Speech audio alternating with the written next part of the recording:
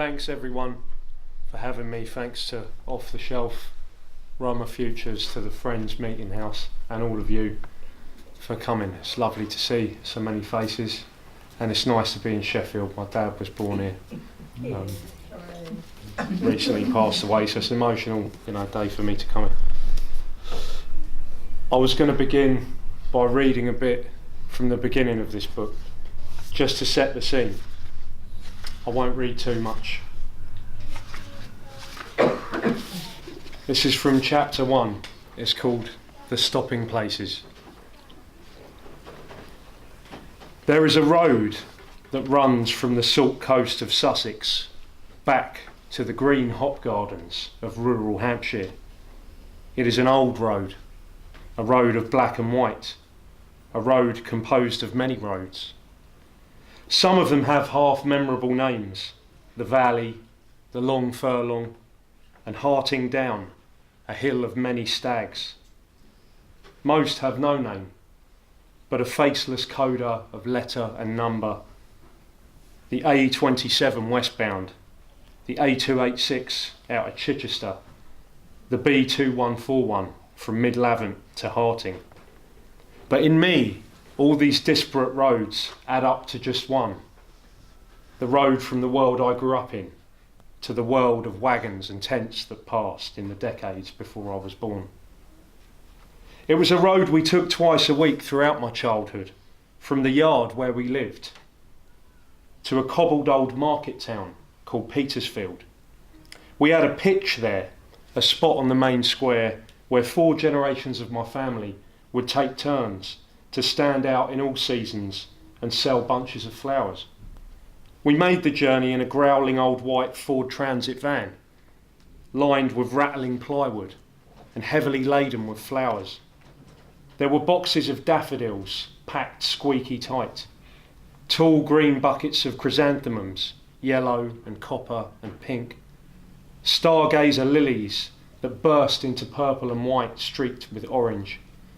There were little black buckets of freesias, their buds like fruit humbug sweets, sucked to a tiny, bright cord.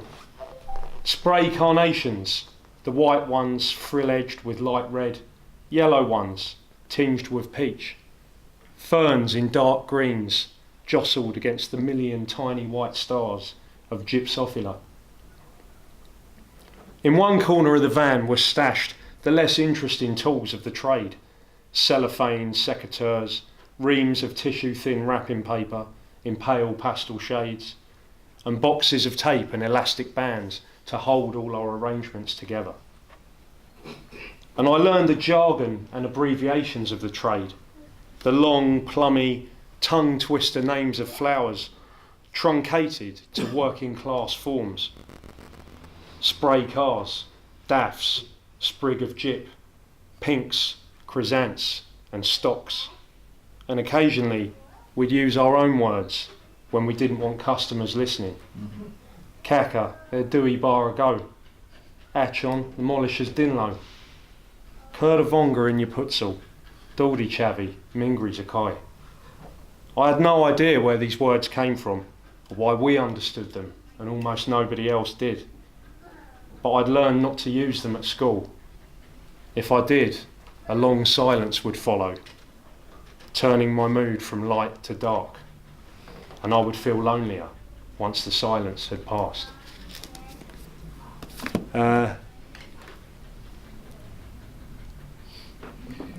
That is the beginning of this book, and you may have noticed that even though it says on the cover, A Journey Through Gypsy Britain, I didn't use the word gypsy or Roma or traveller in that opening section, and that's because when I was a child I didn't really, one of those words I'd never even heard, Roma, and the other two I rarely heard, and I wasn't even sure if they applied to me.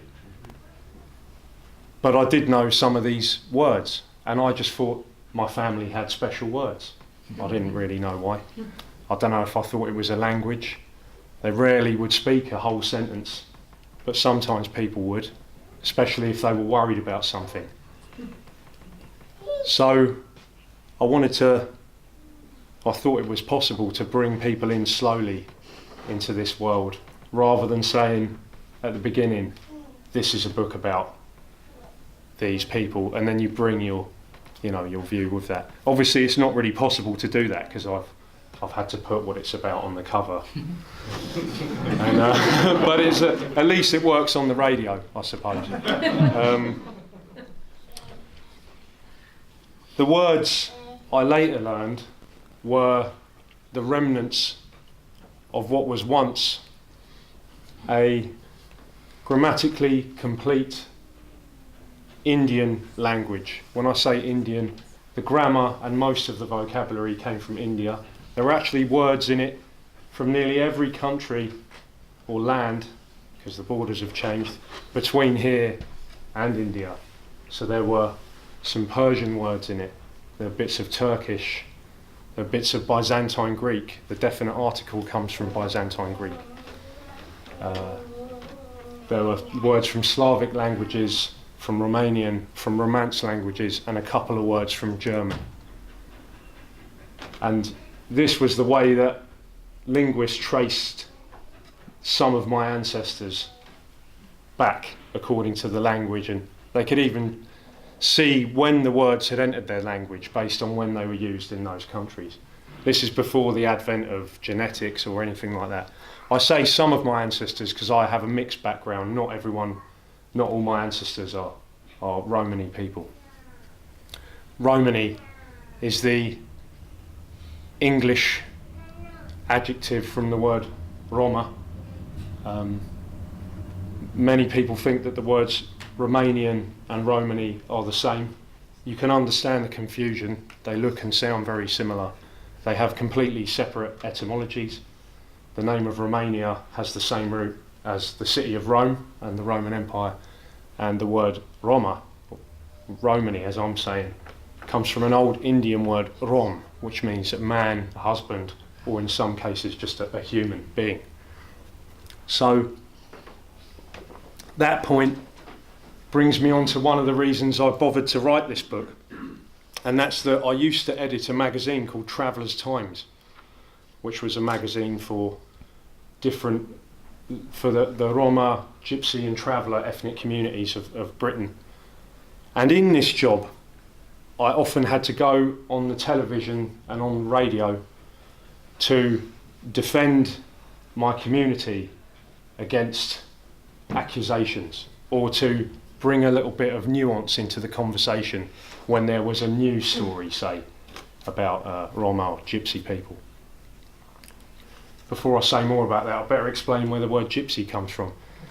Some of you may know it comes from the word Egyptian, when the first large migration of Roma people came to Britain around the end of the 15th century.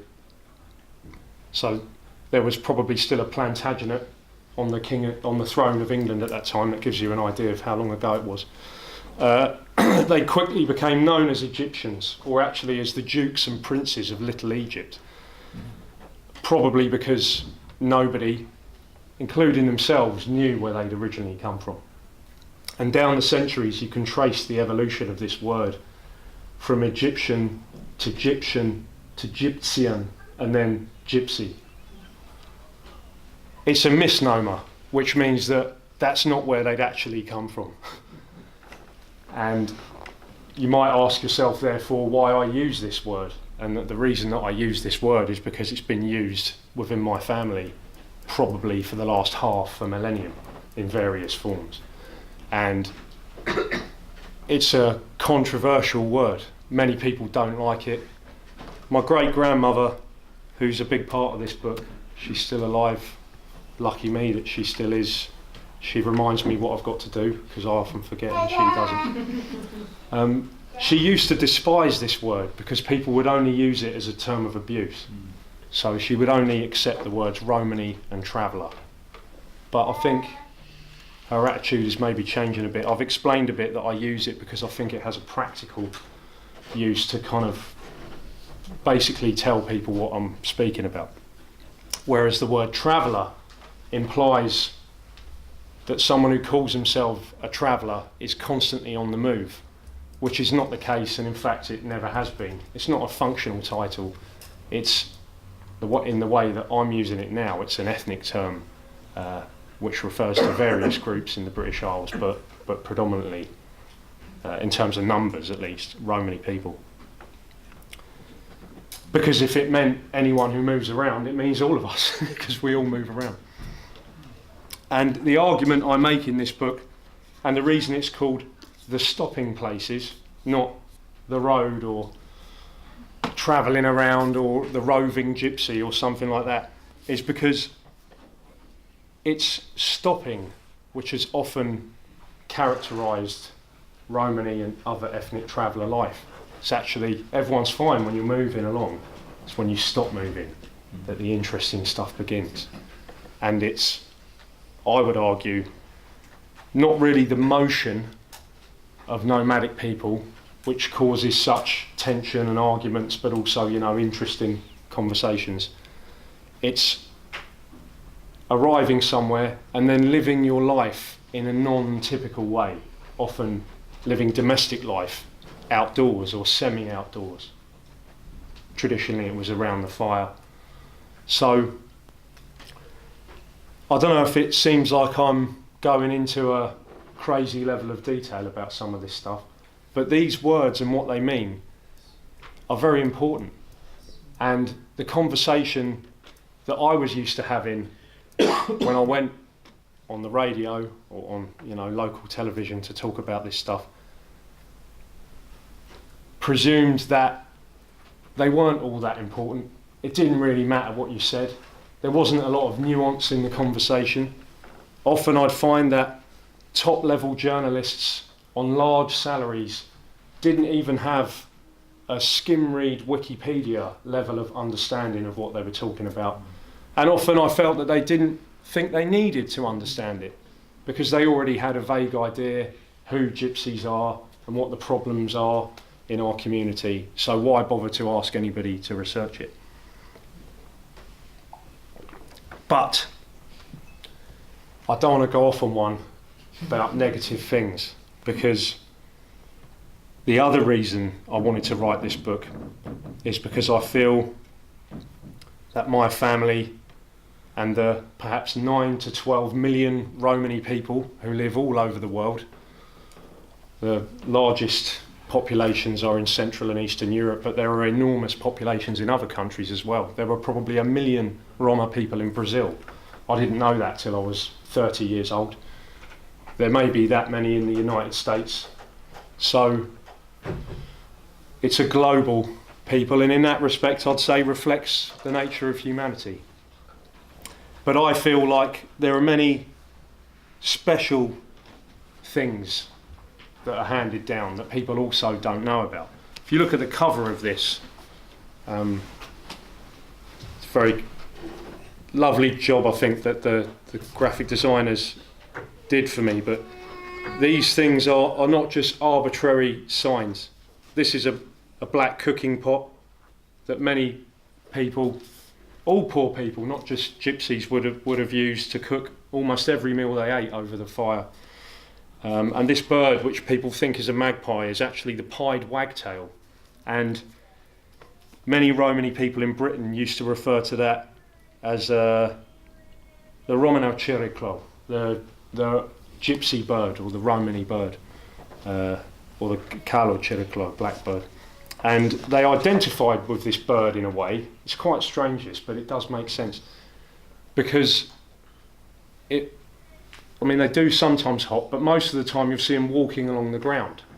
And through most of their history, Romani people travelled by walking for vast distances, in fact all the way from South Asia in the final analysis to Northern and Western Europe. And also it's a bird you see a lot around campsites and at the motorway services. I'm sure you've all seen them there, walking around trying to find crumbs. So it was thought that if you saw that bird, you'd be likely to encounter other travellers or Romani people later on that day. So some of this stuff, these little superstitions, these phrases, many of which cross over, by the way, with non-Romani people and mixed families as well, because don't forget there's been all kinds of intermarriage down the centuries. I thought somehow I could combine this stuff so that it wasn't just an argument for greater understanding, but also something which you felt kind of in the heart. And for that reason, I also made it a journey. I suppose really there are three strands to the book. One of them is about my family, and it's kind of a bit of a memoir. The other one is about aspects of Romani history. So for instance, there's quite a dark bit about slavery in the book, because it's something that I feel almost nobody I speak to knows about, that Roma people were slaves in parts of Europe for over 400 years. But also there's this journey. So I was travelling around these stopping places, beginning with ones where my family used to live, and then it branched out and I ended up going to more and more.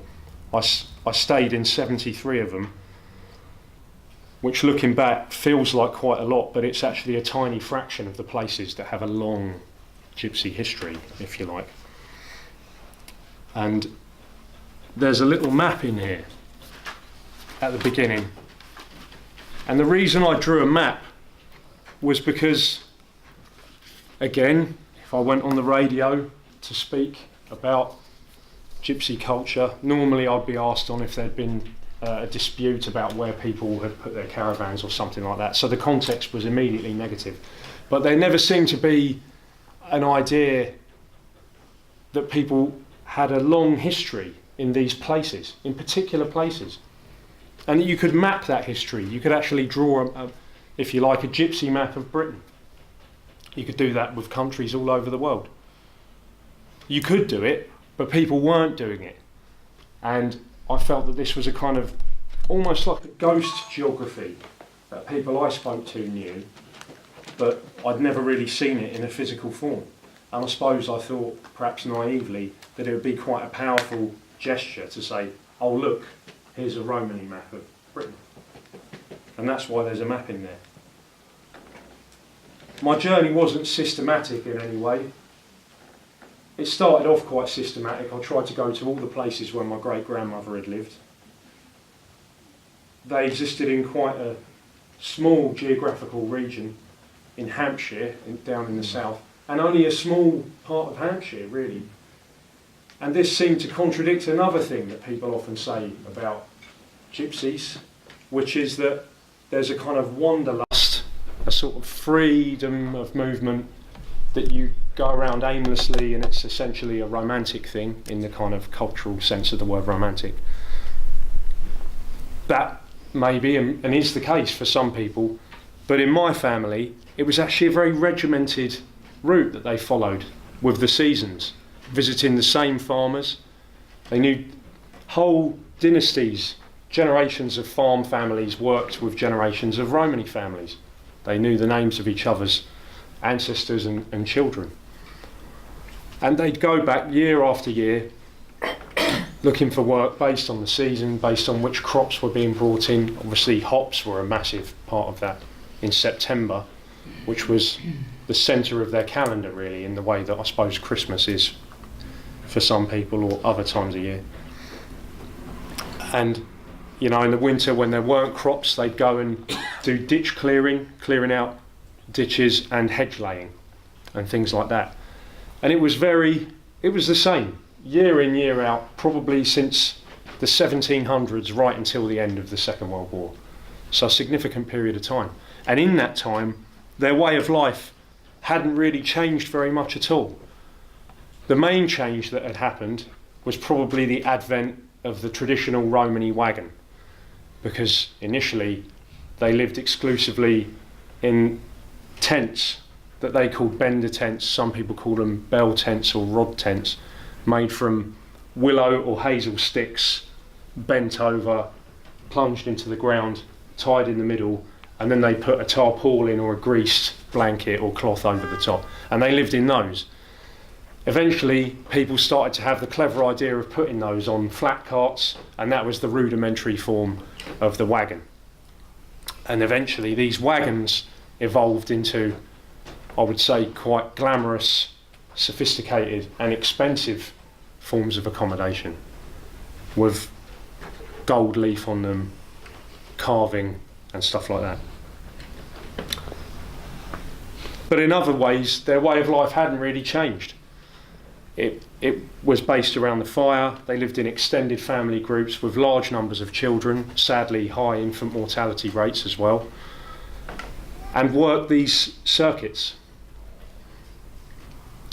So you can see how some of what I'm saying, I think, seems to contradict a lot of the popular views about an ethnic group which is actually quite complex. In other parts of the country, people would have had very different experiences. As I got older, I met people whose families had travelled to America working as early as the mid-19th century. And they had lots of money a very long time ago. There's been some very wealthy families for a long time. Most people in my family were poor until quite recently, and some still are. So there was great variation here. But why should that be surprising? You're talking about large numbers of people, and yet I feel there's an expectation that Romani people and other ethnic travellers will be more similar to each other than other populations will be. So sometimes I have people saying to me things like, yeah, but you're educated now, you're not really part of it anymore. And I think to myself, but how can I be educated out of my ethnicity? But some people do seem to think that. And all of these things that I'm explaining to you were reasons why I wrote this book.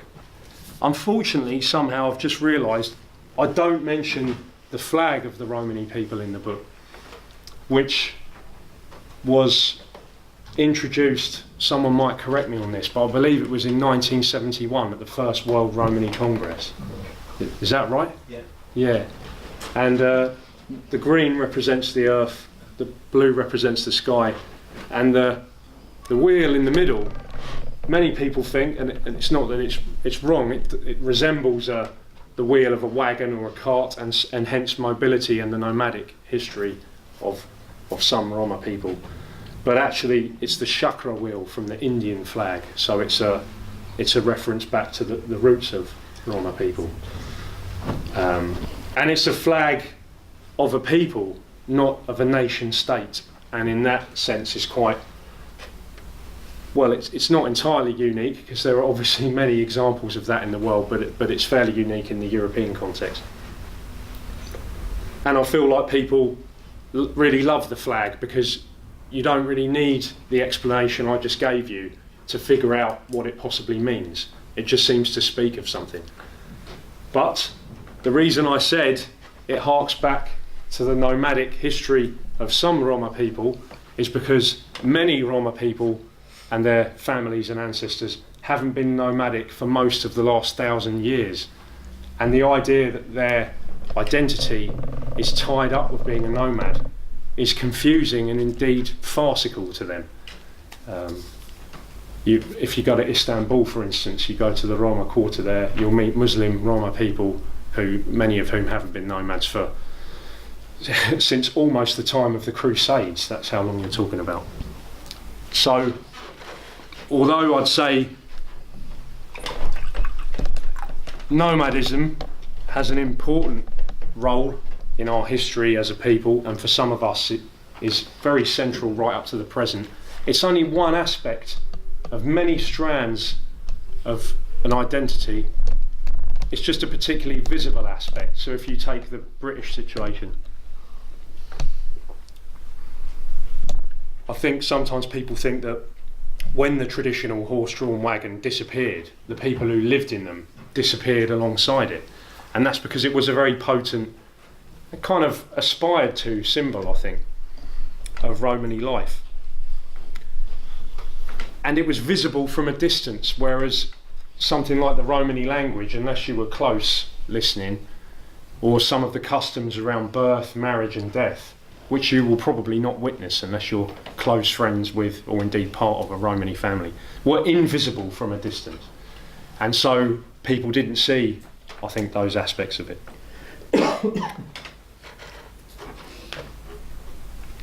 I was going to read another bit, but I can't remember what it was.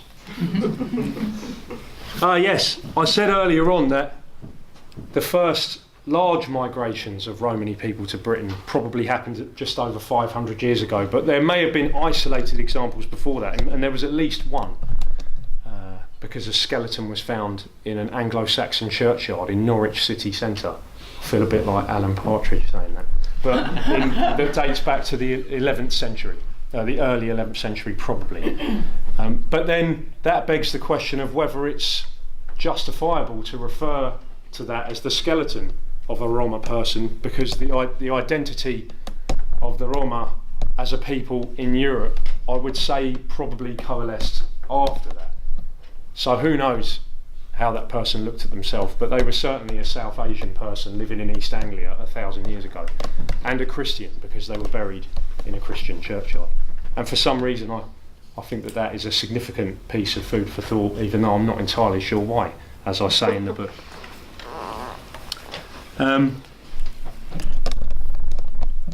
There's a bit I like to read which is about Appleby Fair in Cumbria, which takes place on the first Saturday of every June, and I've been a number of times in my life. My family used to go every year religiously, really, even though it was an impractical journey. Sometimes we did it there and back in a day from the south coast, which is, it involves about 14 hours of driving.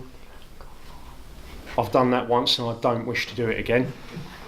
But it seemed crucial for us to get to this place because, as we'll probably come across in this bit I'm about to read, it was one occasion in a year when you could go into a town and the normal thing to be, it seemed, was a gypsy or traveller. So rather than being heavily outnumbered, you weren't, and that made me feel relaxed, I think, in a different way. I'm not sure it makes everyone who lives there feel relaxed, but this brings us to an interesting point, which is that in spite of always having been outnumbered and often having been threatened, ostracised, murdered, and in some areas of Europe wiped out completely as a result of genocide, the language about Romani people is often that we are a threat to those around us, sometimes an existential threat. And of course I'm not saying that in certain circumstances Roma people do bad things, because of course they do. But I refuse as a point of principle to discuss those issues without putting them in the context of the crimes against humanity which have been perpetrated against Roma people. So I hope that doesn't sound like some kind of, what's the word I'm looking for, propaganda, because all I'm seeking is balance and a reference to historical reality. But anyway, Appleby Fair didn't begin as a gypsy event. It began as a local sheep traders and drovers fair, probably, like many country fairs, and gypsy people were attracted to it because it gave them an opportunity to pitch up for quite a long time, and there was obviously a lot of trade going on. And if you look at what were then traditional trades like fortune telling, buying and selling horses, they'd have had a great opportunity to do that. And in the end, they probably became the main group of people who attended the fair. I think Appleby is, there are lots of people that don't like it and would like to see it banned. I think it's an important example of rural self-organisation, regardless of the gypsy aspect of it. It's a place where people organise their own event, and they do so without it needing to be somehow sanctioned by the authorities of the country. And I think that examples of that are few and far between and very precious.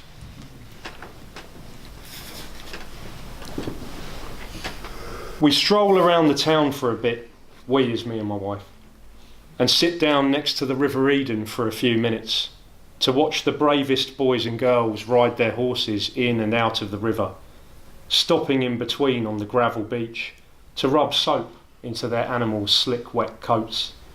A baptism across the line of species. On the bridge overlooking the water, a couple of photographers with telephoto lenses are snapping the scene, trying to get close to the gypsy life from a distance. Outside the Grapes, one of the only pubs that stays open all the way through Fair Week, crowds of bare-chested men of all ages are counting out 20 and 50 pound bets on the toss of a coin. Tiny shimmers of metal fly upwards, 8 or 10 feet in the air, and the men's gazes jerk after them as if they hope to witness an apparition. On the surface of it, it's a simple game of luck, but there are travelling men who have practiced the art of the coin spin all their lives, regulating the number of turns with precision until this archetype of chance is bent into a skill. One man in Sussex is known for being able to throw heads 9 times out of 10. Today all the gamblers are half cut with beer, foreheads and necks a brassy sheen of sweat. Some hold horsewhips. A custom-made catapult carved from a piece of antler juts out of a skin-tight back jeans pocket. Everyone is holding a pint of beer. There isn't a single bottle or small glass to be seen. I've heard the Grapes takes more money in Fair Week than it does in the other 51 weeks of the year combined. We walk back towards the hill as a green Lamborghini full of young men, hair slicked back as if they've just emerged from the river themselves, drives past as slowly as possible, bowls club speed. Sun-tanned arms hang out of its windows, some of them heavy with thick gold bracelets. Inside, I can make out grinning white smiles and the lacquer black of sunglasses fixed in a beady arc above them, as the lyrics and synthetic beats of a pop song pulse and pound out, "I need $1," at incredible volume. We pass under the old road bridge as it echoes with the clip-clop sound of occasional passing horses. 6 men sit on a traditionally painted and gilded flat cart as it manoeuvres past the Lamborghini, legs in grey slacks and immaculate boots dangling off the edges, their soles almost skimming the road. I try not to notice a posse of girls, aged from their teens to their 30s, as they strut past on enormous heels, their busts and behinds trussed up in tight tops and mini-skirts of bright and brash design. Behind them, a stately middle-aged woman with dark skin, wearing a colourful diclo scarf, her hair neatly piled up and pinned on top of her head, throws them a rapier glance of intergenerational disapproval. I think of my granddad telling me that years ago you could spend a whole week here and not catch sight of a single naked knee. That's regardless of gender, by the way. That's because things below the waist in conservative Romani culture are not fit to be seen in public. You'd be more likely to see a family sitting cross-legged in long skirts and dresses on a cloth stretched out before their wagon, sipping cups of tea or simply watching the rest of the fair go by. He also said that a man would have been ill-advised to go about bare-chested, as so many nowadays do. Taking your shirt off would risk being interpreted as a challenge to every single man on the hill, and you might have found yourself in trouble fast, if you were even still conscious to know it. That last bit, I always get a funny feeling when I read that, because it sounds like this brutal code or something, but really it was just standard practice under the Queensberry rules, which were invented by a British aristocrat, the Marquis of Queensberry, and acquired thence by gypsies and travellers, that if you removed your shirt at an event like that, it was a challenge of physical violence. So it's something that survived for longer, but actually it was once shared by the ruling classes of the country and Romani people. I'm going to stop shortly, but I just wanted to mention that another part of this is about the festival of Les Saintes-Maries de la Mer in the south of France, in the Camargue. If anyone's been down there, you'll know how beautiful it is. If you haven't, if you ever get a chance, go down there. In the words of Willard in Apocalypse Now, that place really put the zap on my head. I'd never seen light like that. It's just crazy. Coming off these pink soda lakes, blue sky, white horses, lime green reeds and vineyards. So there's a bit about that in there, and it interested me that there was a kind of symmetry between Appleby and this place a long way away, what feels like a long way away to me, in terms of these horses being ridden into the sea at the crescendo. of what is a religious festival. The horses aren't ridden by Romani people, they're ridden by the gardiens, the local bull shepherds of the Camargue, who inherit in their families this tradition of guarding what is essentially a Romani religious event. And that interested me, because it was an example of a symbiosis of people and of religious life across borders, and really a symbol of togetherness. And at the centre of this festival you have this figure called Sara la Kali, Sarah the Black. Kali is the word for black in our language. And in theory, she's a Catholic saint like any other, but I think that there's other stuff going on. Doesn't take a genius to figure out there's probably a connection to worship of Kali in India in there. And also, I think it's the veneration of a beautiful figure who has dark skin, and that means a lot to a lot of Roma people, that you have this within this European religious context, this figure which resembles you. Some people refer to it as a black Madonna as well. I'm not an expert on religious symbolism, but there's possibly something in that. But the priests, on the day of this festival, wear these, what's it called, the scarf that a priest wears? The word's gone completely out of my head. Is it alb? Yeah, alb. Is that it? I can't remember, the word's gone completely. But anyway, you know what I'm talking about. They've got these little embroidered symbols of Romani life in France. The hedgehog, the wagon, the roulotte they call it, the campfire, the horseshoe. And I couldn't believe it when I saw this, that ministers, priests of the Catholic Church were wearing this thing that was embroidered with symbols of our culture. And it gave me a kind of hope for a sort of easier relationship, which hopefully might be possible in parts of the world where there is more tension, and in some places it's very serious and horrendous. So maybe this talk I've given will give you a slight taste of the way that this book oscillates a bit between happiness, sadness, seriousness and levity. And it's impossible, I find, to write about my people and our history without that, because it's mixed. The reason the end papers are white and black at the beginning and black and white at the end is to symbolise that oscillation between dark and light. Thank you very much for listening to me so graciously for longer than I intended to speak, actually. I didn't think I'd manage that long. If there's enough time, I'd be very happy to answer any questions anyone might have. But thank you very much for having me. It's lovely to be in Sheffield.